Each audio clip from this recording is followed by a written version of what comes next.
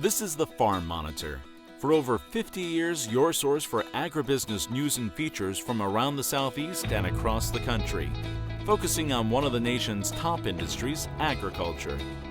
The Farm Monitor is produced by one of the largest general farm organizations, the Georgia Farm Bureau.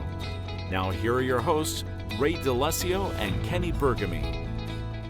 Welcome, come on in. Our first official new show of 2022. Last week we brought you the best of YouTube 2021. Well, no more mention of 2021. We have moved on, new outlook, as well as a whole bunch of news stories, including these. That's right, coming up. This particular disease does not discriminate when it comes to onions, something UGA researchers are concerned about, the advice they have for growers and the steps they're taking in hopes to combating that problem.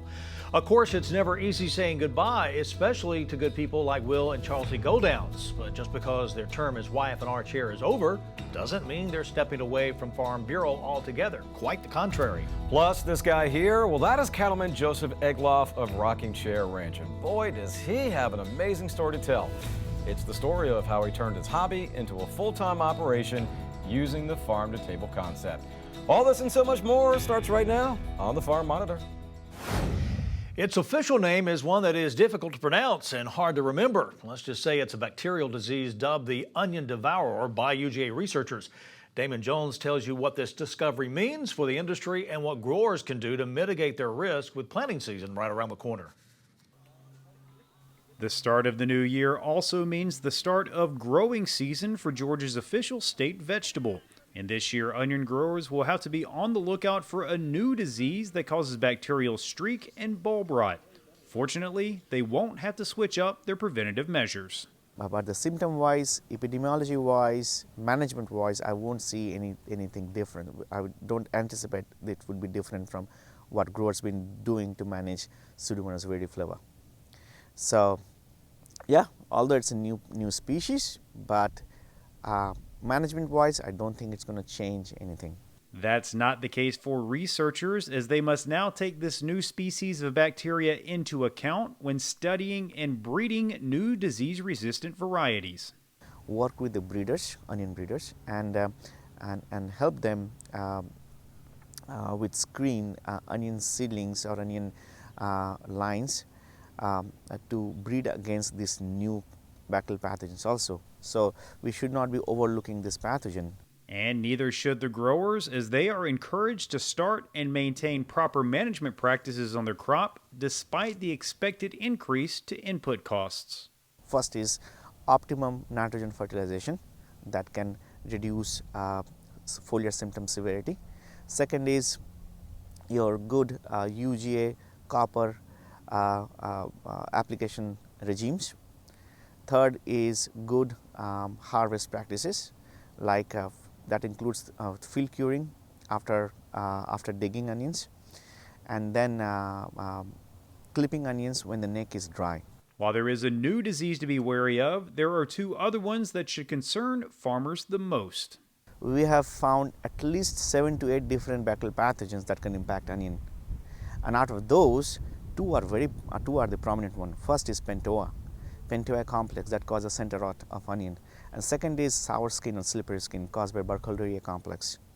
So these are two big heavy hitters in our onion production. Fortunately, the growers don't have to tackle this problem alone, as there are plenty of resources at their disposal. Be diligent in scouting your crop.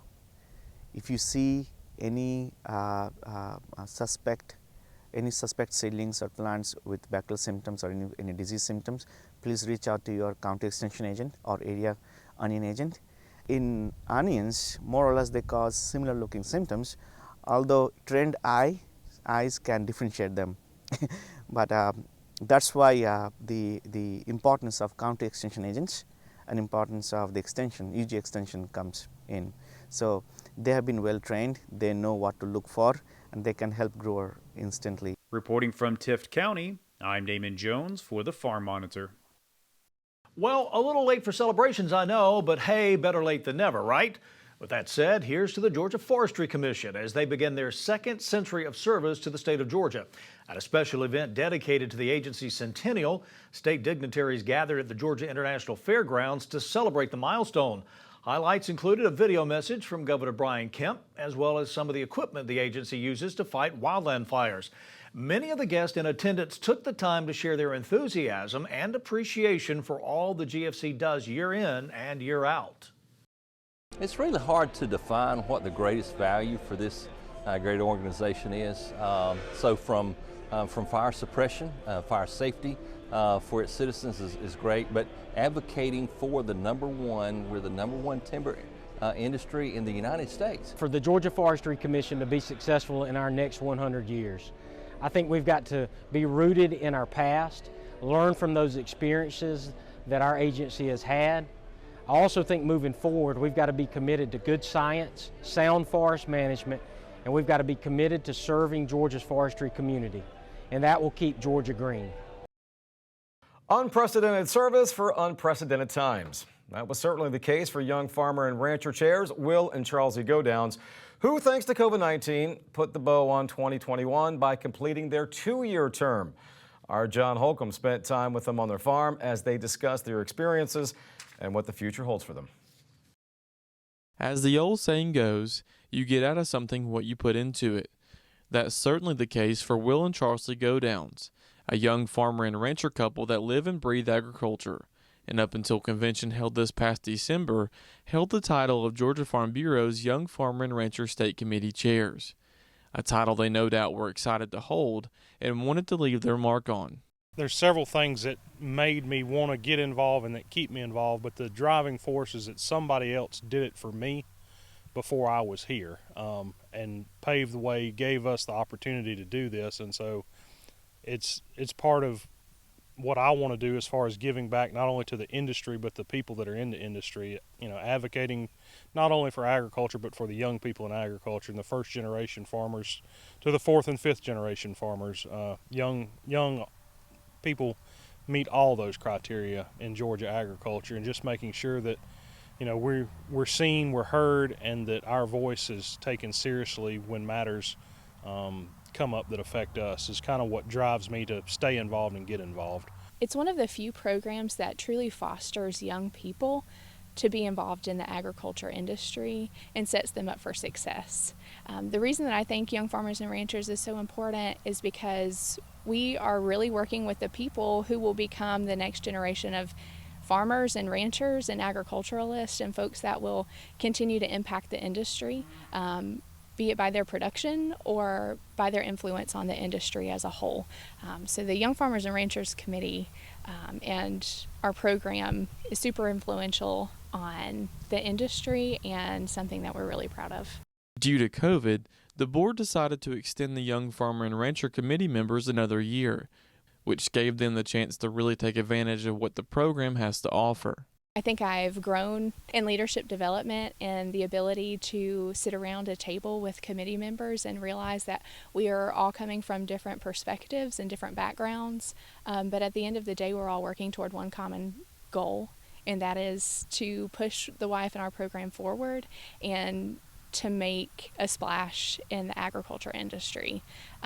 So learning to work with all kinds of different perspectives, and at the end of the day love each other and find out ways to capitalize on each other's strengths has been a really great opportunity for us. And to no one's surprise, they're already looking ahead to the future and hope to continue to be involved with the organization again down the road in some form. A good friend of mine always said 90% of life was the relationships that you've made, and being able to have that extra year of time in the boardroom and getting to know the other directors, board of directors well, and forming relationships with them has not only enriched my time that I've served as Young Farmer and Rancher Chair, but it also has encouraged me to stay involved past this year and to look for ways that I can help and ways that I can serve in Farm Bureau and Farm Bureau leadership in the future.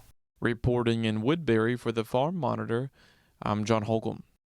John, thanks so much. When we come back, there's no place I'd rather be. Some people like the beach or the mountains. I'm just as I'd rather be out here with these cattle than I had to be on a golf course or at a Braves game or anywhere. beef producers drive for miles to give this Georgia cattleman their business. See why when the Farm Monitor continues.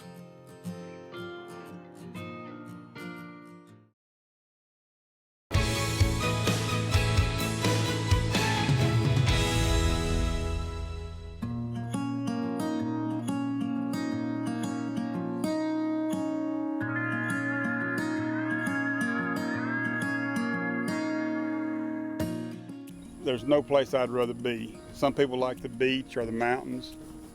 I'm just as I'd rather be out here with these cattle than I had to be on a golf course or at a Braves game or anywhere. After spending what amounted to a day and a half with them, trust me when I say that Joseph Egloff was put on this earth for one thing, and that's to breed cattle. Originally from Mississippi, he's a man with both a big hat and a big heart. Watching him on the ranch, it's hard to believe that at one point in his life, Joseph actually had a day job in addition to running, at the time, was a much smaller cattle operation. Still, deep down inside, he always knew being a full-time rancher was his true calling. My daddy and my mother went and looked at a farm that was down the road from where we lived, and it had a little ranch-style house on it with a big front porch. And he told my mother that they were going to buy it, name it Rocking Chair Ranch, and sit on the front porch and watch the kids grow up. And that was in the summer of '71. That October, my daddy passed away. And my mother married another horse and cow man. And then 45 years later, we came up with the idea to have a farm-to-table product. And I didn't want to call it Joseph's Burger or Joseph's Beef. And I asked my mother what she thought about me using Rocking Chair Ranch. And she liked it, and so that's where it came from. And so here we are today. That one-time hobby farm with just 8 head of cattle on 25 acres of land, now a massive operation along the country setting of rural Georgia. Joseph says it was a friend who approached him about providing beef for that farm-to-table operation. From that point on, he knew it was all or nothing. That's when he officially became a full-time rancher. Although he admits there was a learning curve. I thought, well, I can do that. That's simple enough. Didn't realize at the time all you had to do to get your license, your label, find a processor that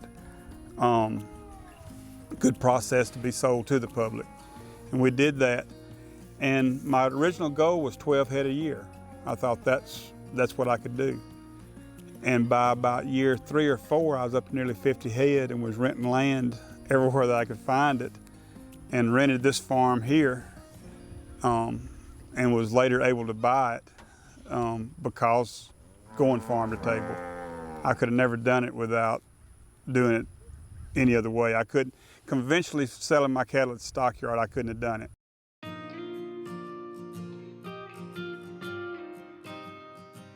Which brings us to yet another leap of faith Joseph took, the USDA certified Mid-South Packers.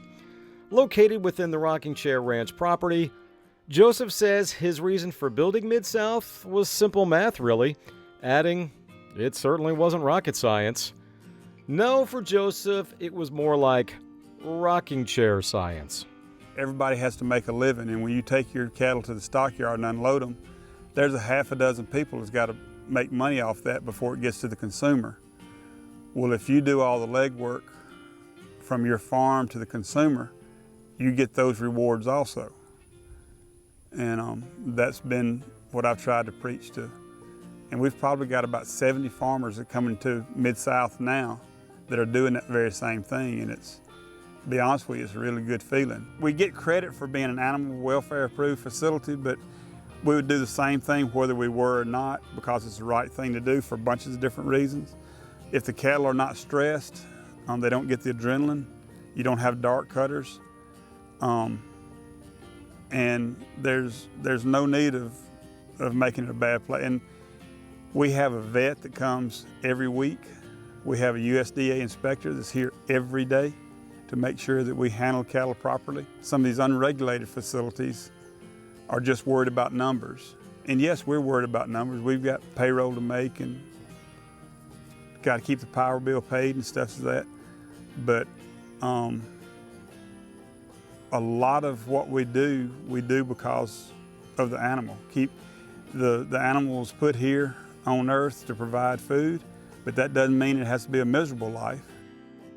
With that said, it's easy to see why the people Joseph comes in contact with describe him as driven, compassionate, protector of the land, and just an overall great person.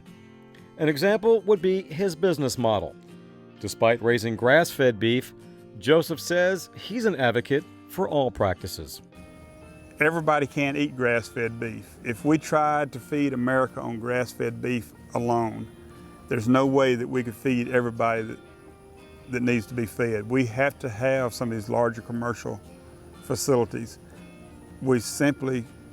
Beef would become so expensive, only the very, very wealthy could afford it. We would like to put a retail outlet somewhere in town, close to the interstate, that could offer a butcher shop and have grain-fed, grass-fed, some ready-to-eat products, but maybe have a little cafe in there. Georgia's got it. Everything you need to have, Georgia grows it, and that's what I'd like to see in the next 5 years.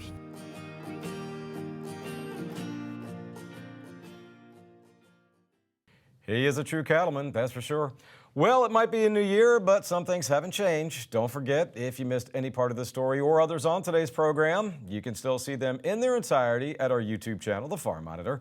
Plenty of content and a variety of subjects to choose from, and best of all, the archive goes all the way back to 2009. And while you're there, keep clicking and like the Farm Monitor Facebook page. Also, if you have a story idea or if you want to leave us a suggestion or comment, send us a message either on Facebook or the address that is on your television screen. That is news@farm-monitor.com. Well, did you know most of the mushrooms we eat here in Georgia are imported? Now you do. After the break, how researchers at Kennesaw State University are hoping to change that.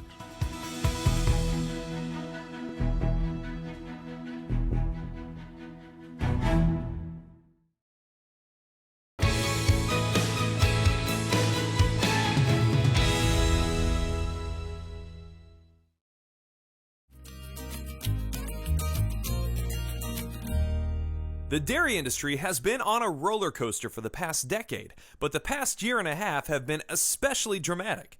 That's according to Jeff Lyon, general manager for the Farm First Dairy Cooperative in Madison, Wisconsin. In March 2020, dairy prices plummeted, but about 6 weeks later, the industry saw record highs in milk production. We're not fully out of the COVID pandemic, but you're still trying to figure things out. And if nothing else, 2020 really made the dairy industry, whether you're a farmer, having to do risk management, those kinds of things to try to protect yourself. Dairy processors also had to make quick changes. The market for dairy products changed fast, and to better meet consumer needs, processors responded. The uncertainty of whether or not the U.S. labor force will be returning is still creating challenges for processors. Some of those dynamics really change things on how they're going to consume dairy products. So there's lots of different things that we're learning. One positive result. Lyon says dairy processors have also done a tremendous job of trying to build new markets for dairy products. If you lose those markets and if you have even just a small percentage decrease in exports, it could contract the industry. We might not have the dairy industry that we have today. On the global stage, the U.S. dairy industry is doing quite well. Commodities such as whey and cheese are exported, sometimes being packaged specifically to meet international consumers' needs. It's a whole different thing rather than just we're going to sell a cargo ship of whey, non-fat dry milk or something like that. It's a much different thing. Processors are finding you have to meet the market needs of those customers, whatever they might be. Labor has been a challenge for years in the dairy business, and that's only heightened. If you can't find people to milk cows and do those kinds of things, you're having to look at other avenues and other ways to go. Now, that's a sizable investment, and that's what I don't think the non-farm public understands, but it's a capital-intensive business. More dairy producers are looking to technology to fill the gaps, and Lyon says a workable immigration policy is a top priority too. At the end of the day, being resilient is what dairy farmers do best, and it's what will keep the industry thriving into the future. I think the success stories are the people that just kept figuring out how to get it done and making changes. And I've worked for dairy farmers for a long time in my career, and very resilient group of people, and to figure things out. And I think they continue to do those kinds of things. For Holstein Association USA, I'm Miles Ramsey. Here in Georgia, we're mostly known for our big commodities like peaches, peanuts, and cotton. However, thanks to research being done by Kennesaw State University, the state could soon be known for its growing of mushrooms, something that could be economically and sustainably beneficial since most mushrooms consumed by Georgians are having to be imported. Historically, the majority of mushrooms that are eaten in Georgia are grown outside the state. We wanted to approach this differently because there's no reason why Georgia isn't producing mushrooms. We have all the materials and the capacity, and with the application of some very basic technology, it becomes incredibly economically feasible and accessible to Georgia agriculturalists. According to experts like Corneliuson, growing mushrooms is not that difficult. Cultivating mushrooms can be quite straightforward. Mushrooms are the sexual fruiting body of various fungi, and these fungi will exist both as microscopic filamentous forms that then will colonize a substrate. This could be something like peanut hulls, and then if you hold them at the correct temperature for the correct period of time with the right humidity, they will form these fruiting body structures, which are what we call mushrooms and are the edible portion of the life cycle. One food source for mushrooms is waste, and thankfully, with Georgia being such a big agricultural producing state, there's certainly plenty of waste that can be used. Commercially produced agricultural waste, which typically is either burned or composted, can actually be used first as a substrate for growing the mushrooms. Again, it's a food source. Mushrooms will colonize it, they'll eat up some of that food, and then when we're done, we can actually use that spent substrate as compost for gardening or for large-scale agricultural cultivation. Not only are they working to prove mushroom production can be a great addition here in Georgia, but they're also working on showing what all mushrooms can be grown here in the state. Another key goal of our research here is not just showing that we can grow culinary mushrooms in Georgia, but actually expanding the portfolio of these culinary mushrooms which can be grown in Georgia. Currently, much of the specialty mushroom market is serviced by only a small subset of varieties which are cultivatable. What we're interested in doing here is bringing in some new varieties which are already grown abroad and are typically shipped in, imported. We believe that by demonstrating the feasibility of growing these mushrooms here in the state of Georgia, we can help this burgeoning market of culinary mushrooms grow, and in a way that allows farmers and producers to maintain a certain price point or certain economic feasibility. Because if everybody starts growing the same 2 or 3 mushrooms, prices are going to drop. But if we can expand that portfolio, then they can maintain a sustainable operation economically. Reporting in Kennesaw for the Farm Monitor, I'm John Holcomb. John, thanks so much. And as always, thank you for making this show possible. Take care, everybody. We'll see you next time right here on the Farm Monitor. Stay safe and have a great week.